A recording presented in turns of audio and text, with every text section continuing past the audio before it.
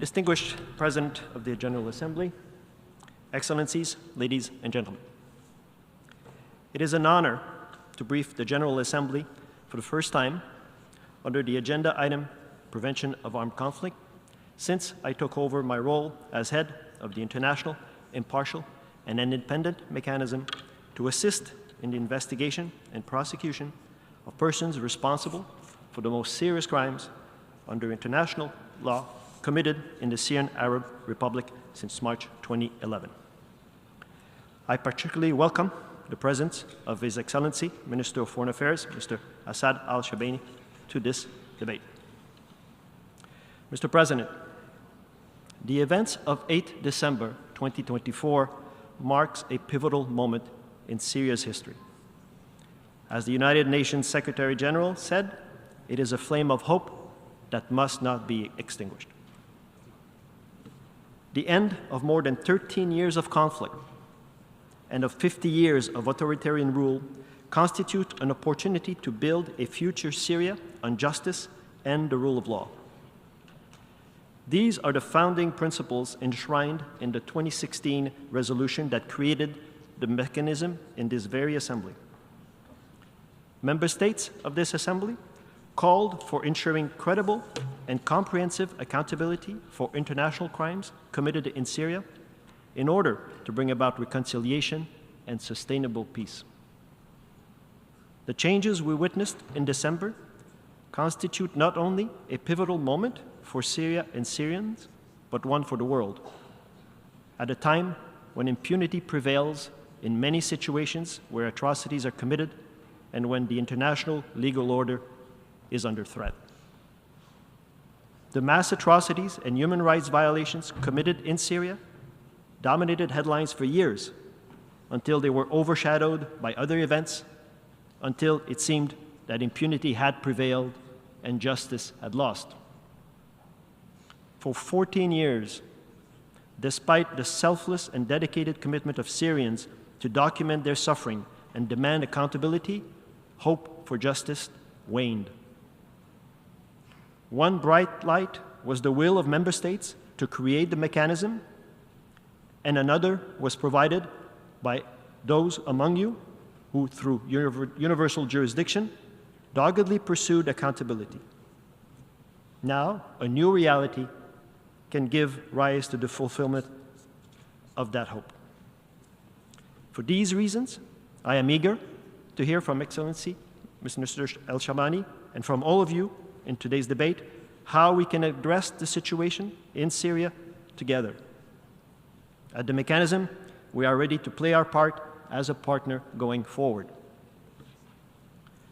Mr. President, on the 21st of December 2024, exactly 8 years to the day the mechanisms was created, my team and I conducted for the very first time a visit to Syria.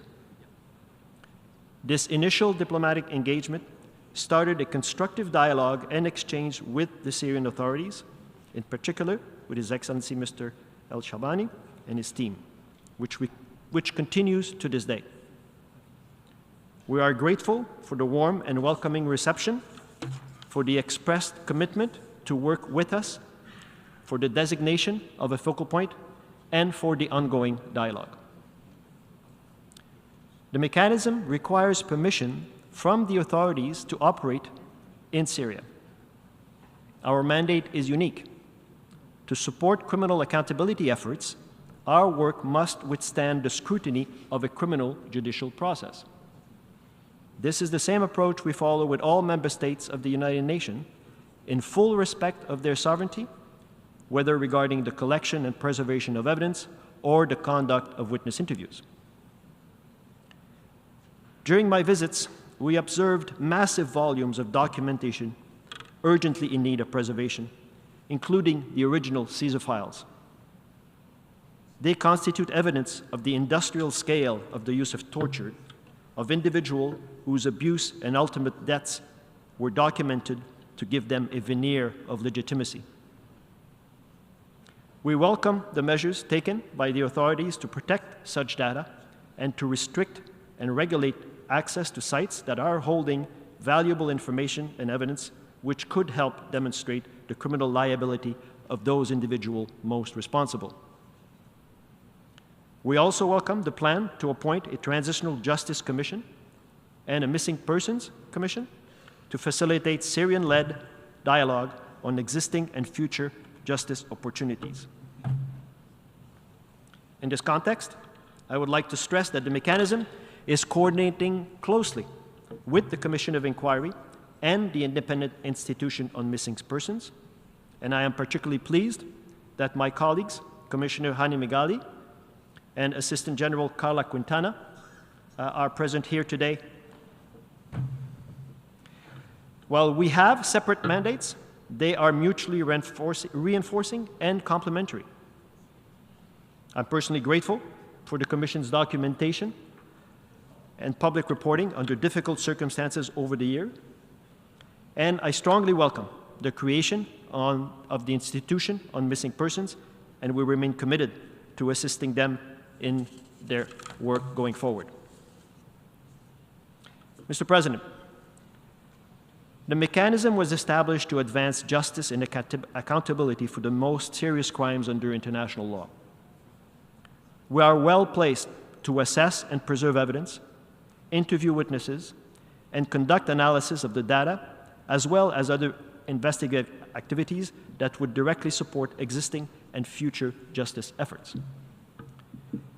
If of interest to the authorities and the international community, the mechanism could also offer recommendations, expertise, and best practice to support a review of the legal framework and the applicable criminal law standards. We would like to learn more from the Syrian authorities how we could best contribute and add value in accordance with our mandate and terms of reference. Subject to agreeing on a way forward consistent with those requirements and ensuring the necessary resources can be secured, the authorities and the mechanism could explore how to support and coordinate with all stakeholders the process of transitional justice.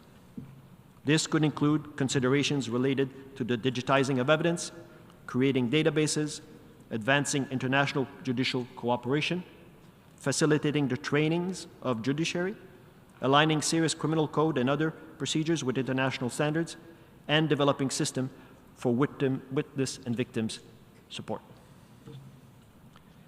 Mr. President, for many years, comprehensive justice for Syria has been blocked. But the General Assembly did not give up on justice and created the mechanism to ensure readiness for accountability opportunities whenever and wherever they arose. We have been diligently carrying out this important mandate over the past 7 years, painstakingly constructing our central repository and conducting our structural investigation to create essential building blocks for justice. We developed an agile framework that allowed us to support many already existing opportunities while still building foundations for the day when comprehensive justice would be a meaningful prospect. Despite serious resource constraints, the mechanism has made substantial progress across multiple fronts. In 2024 alone, we conducted 154 collection activities, expanding our central repository to 280 terabytes of data. This evidence has directly supported successful prosecutions and investigations in multiple jurisdictions and led to the arrest warrants for a number of perpetrators. To date, the mechanism has received a total of 466 requests for assistance from 16 jurisdictions related to 321 distinct investigations into crimes committed in Syria by a wide range of perpetrators. Notably, we supported the French investigations that led to arrest warrants for Bashar al-Assad and his brother Maher, along with 8 other senior officials for war crimes and crimes against humanity. Still in France, we also assisted the investigation that led to France's first convictions for crimes against humanity and war crimes committed in Syria. Ali Mamlouk, Jamil Hassan, and Abdul Salam Mahmoud were convicted in absentia to life imprisonment last May. In November, the mechanism's support to the investigation, a U.S. court charged Jamil Hassan and Abdul Salam Mahmoud for conspiracy to commit war crimes.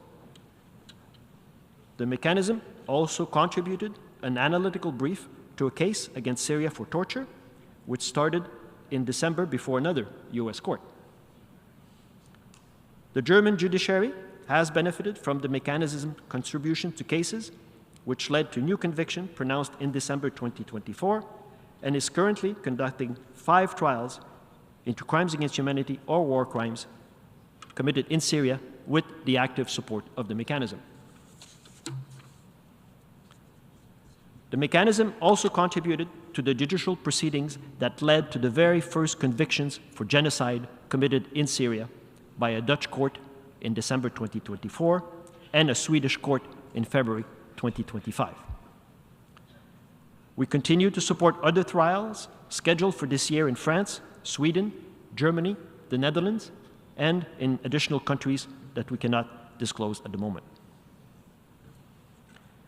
We continue to progress our structural investigation through the work we are doing on crimes by the Assad regime and by investigating crimes committed by ISIL or Daesh. Last summer, we finalized our comprehensive report on the recruitment and use of child soldiers by Daesh, a report that was shared with jurisdictions. We also continue our investigations into the unlawful attacks on the civilian population, including by the use of chemical weapons. In December 2024, for the first time, we publicly released a report, a redacted version of an analytical report, on the former regime's detention system. The report, based on over 300 witness interviews, forensic medical evidence, government documentation, an expert report, and other evidence, demonstrates patterns of torture, ill treatment, and related violations across more than 100 government facilities of the former regime. Completion of an Arabic version of the report is underway. The unredacted version of the report has also been made available to the proceedings before the International Court of Justice in the proceedings initiated by the Netherlands and Canada concerning Syria's obligations under the Convention Against Torture and Other Cruel, Inhuman, or Degrading Treatment or Punishment. At the heart of each document, of each testimony, each analysis are people. Many lost, many who have survived, each with a right to justice. We remain committed to our victim-survivor-centered approach,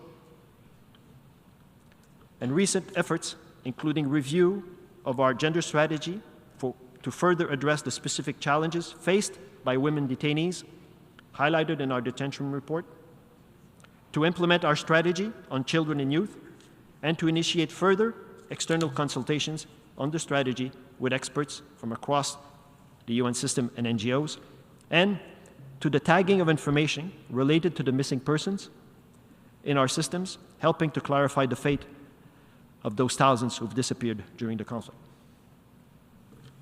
Mr. President, our resource situation was already challenging before the events of December 2024 and the additional constraints faced by the United Nations today.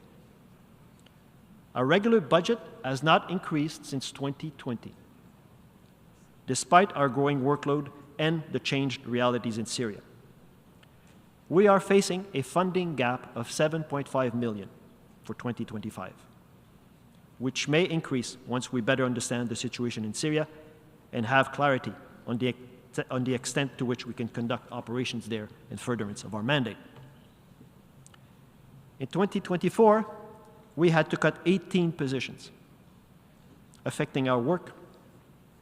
Investigations slowed down, assistance was delayed, and some justice opportunities were missed. We call on states to support our work by ensuring that we have a sustainable budget that duly responds to the demands we face.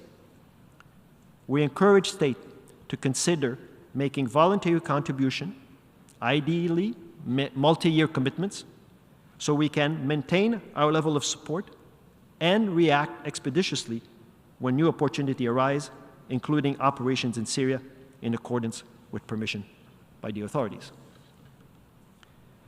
Mr. President, the mechanism has been mandated to work with existing and future jurisdictions that operate in accordance with international criminal law standards and best practices and policies of the United Nations. The transitional justice process must be an inclusive one, led and owned by Syrians. They must define what justice means for them, whether at the national, regional, or international level. And the mechanism is committed to cooperate.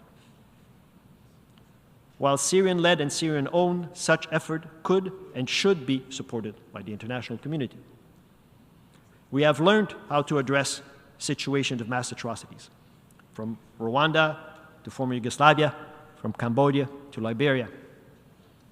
None of these processes were perfect, each a response to their own unique and complex challenges.